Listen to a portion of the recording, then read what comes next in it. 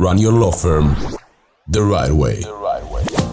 This is the Maximum Lawyer Podcast. Your hosts, Jim Hacking and Tyson Mutrux. Let's partner up and maximize your firm. Welcome to the show. Hey, it's Tyson, and I'm excited to join you once again for a quick episode. And today we're going to talk about cold plunges. I asked you all to text me to let me know if you wanted me to cover it, and you said yes. So that's what we're going to do.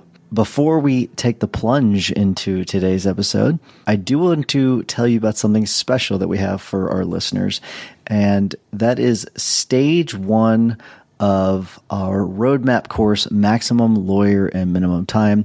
This is something that Jim and I have spent a lot of time on, and we want to give it to you for free. This is something we give to our guild members. We give them the entire course, Maximum Lawyer and Minimum Time, and we give it to all of our guild members for free whenever they join. But we're going to give you stage 1 for free if you text stage 1 to 314-501-9260. Just text stage 1 to that number and you will get it for free. You're not going to want to miss this, so hopefully you will take advantage of that. All right, so let's jump into this. So why the buzz around cold plunges? I'm sure that those of you that follow me on social media, you've seen me post about it quite a bit. I'm down to 45 degrees, which is really cold. I can tell you that. But I'm sure you've seen it from anywhere from Tony Robbins to, professional athletes. You're seeing this gain a lot of traction. And I don't know if it's just me that because I do cold plunges and I've posted about it, but I know I've been getting a lot of ads about it lately. So I don't know if it's just that or if it's just something that is definitely something that a lot of people are doing these days. But there are a lot of scientific studies on this. They can confirm that cold immersion can benefit anywhere from your mood, your immune system, your metabolic rate. But it's one of those things where, there's a guy named Wim Hof. He's known as the Iceman, and he really puts it best. Feeling is understanding, because people ask all the time, like, why do you do it? Why do you do it? Why do you do it? And I send them a list of all of the reasons that I do it, because there's a lot of great benefits to it. But it's really, until you've done it, until you've felt it, it's hard to explain. It really is. But I want to talk about my personal setup, and that's what kind of started people texting, because they want to hear what my personal setup is. Because I did do a DIY version. You can buy the more expensive ones if you want, but I will tell you, I found great solution. My wife, Amy, she found it on YouTube. I was going to go buy one of those, big plastic tubs and fill it with ice. And she said, well, are you really going to want to go buy ice all the time? And I was like, well, not really. She's like, well, I was watching videos on this, and I converted a chest freezer and I converted it into my own little cold plunge tank. So here's what I did. I found one for, I think I paid $150 or $175 on Facebook Marketplace. I found it, and it was in good shape. I bought it was 9 cubic feet. I was specifically looking for that. I think maybe in hindsight I'd go a little bit bigger, but it just depends on your body size too. I'm not super tall, I'm not super big, so it's 9 cubic feet works for me almost perfectly. Just the only reason I'd want it maybe just a little bit bigger so I could move around just a little bit more, but it really does work for me, what I've got. So I would go 9 cubic feet or above. If you're bigger, I'd definitely go bigger than 9 cubic feet. But it's really kind of cool. The key to this is, after I get the chest freezer, which find one that's got a drain plug at the bottom in case you've got to drain it. You can also, we have a swimming pool, so we also have a cover that when you close it, if it rains, you get water on it. And so we've got a device you can put on top that drains the water. So if you got something like that, you can drain the water that way too, if it doesn't have a drain hole. But it's best if you have a drain hole. You can just, empty it. But it's something I, put in my garage. I went through and I actually caulked it and went through and I sealed it. I took some of that, the guy that takes, he cover up the bottom of a boat, whatever that stuff is, and sealed it. I put some of that sealant on there as well. It's kind of that spray sealant. So I caulked it and then did some of the spray sealant on it as well. You don't have to do that yourself, but it's something I did just as an extra precaution. I didn't want it to leak. But the real key to this thing, the absolute key, is an ink bird temperature controller. And you want to get the ones that you can go on with the probe that goes into water. So it's the rubber one, not the plastic one. And you want to make sure it's the one, because I made the mistake where I ordered the wrong one first.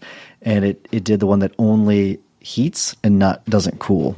You want the one that actually stays on, where the freezer stays on until it gets to the set temperature and then turns off. And that's the key to this, which is really nice. So it doesn't freeze all the time. The freezer's not going nonstop. What happens is once it reaches optimal temperature, and I have it set where it can go up 2 degrees. You can change it to whatever settings you want. You can have it 1 degree, you can have it 10 degrees, but I have it set for 2 degrees, and it can go up to 2 degrees, and then it starts cooling again. And that is the real key to all of it, is having that ink bird. And then to keep the water clear, I went to a pet store, and bought a fish tank water filter, and it keeps the water clear.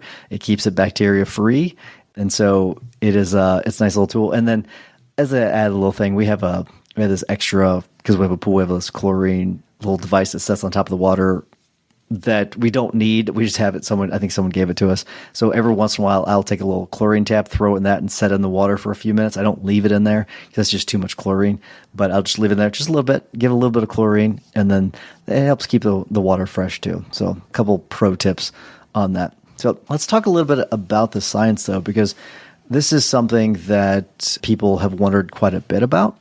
And there's a lot of things that you can do, or a lot of things that cold plunging will really help you when it comes to the benefits. The main thing, and this is something that most people probably overlook, is inflammation is a really big problem when it comes to our bodies, and it'll decrease that inflammation. It helps constrict those blood vessels and helps reduce the inflammation. It'll give you an endorphin rush. And so that cold stimulates that release of those endorphins, which is the body's natural painkiller, which is great. It helps improve your sleep and your mood. All right. That's another one. Stress reduction. Okay. It helps you with your stress management. It can help you in injury recovery. It can boost your testosterone, and it can also help promote lymphatic drainage, regulate hormones, accelerate your metabolism. There's also some mental benefits other than the stress reduction. It helps you with mental resilience, which is really interesting. So it's got to be consistent exposure though. So consistent exposure to cold temperatures can help you build your mental toughness. Discipline. So that ongoing practice helps teach the mind to get comfortable in a state of discomfort, that allows you to improve your mind's ability to deal with stress, which is also great. I will say this, with my current setup, I always unplug it. I don't want to be electrocuted. I'm sure some of you are probably wondering, oh my gosh, do you get in there when it's plugged in? Never do I do it. I don't even put my hand in it to test the water. Yeah, I keep it unplugged whenever I get in. So that is another tip. I would say, don't get in it unless you unplug it if you're going to do your own. But maybe you just want to buy one of the expensive ones, and you can do that as well, or you can buy one of the cheap ones and put ice in it. But either way, I can tell you personally, this is anecdotal. I did tell you, some of what the actual science says, but I can just tell you, I get this amazing feeling, and this is kind of cool, is that energy boost that you get lasts throughout the day. Many of you coffee drinkers, just go research this. Do research on your own.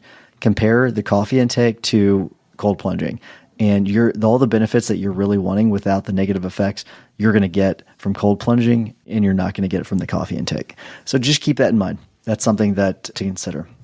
But when it comes to temperatures, all right, if you want to start doing this, you want to start cold plunging, you're going to want to start probably around 60 degrees or higher. 60 degrees to me didn't sound like it was very cold, but I will tell you it was very cold. I started to move my process. I started at 60 degrees, started to move it down gradually. And then once I got down to 55, I said, okay, here's what I'm going to do.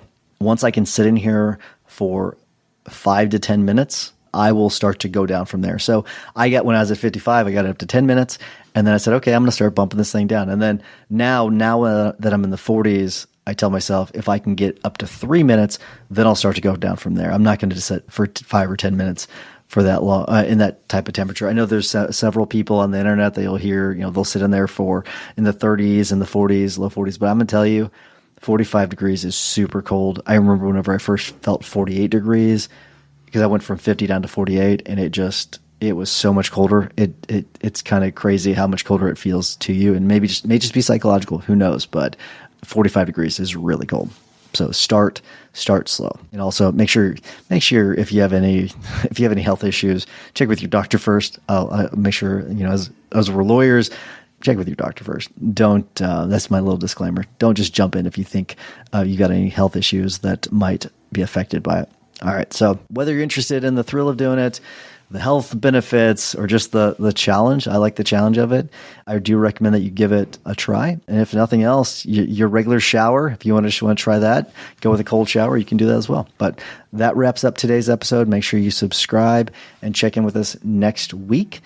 But until then, remember, imperfect action is better than perfect inaction. Stay tuned for next week's episode. See ya.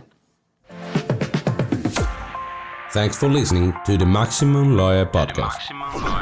To stay in contact with your host and to access more content, go to MaximumLawyer.com. Have a great week and catch you next time.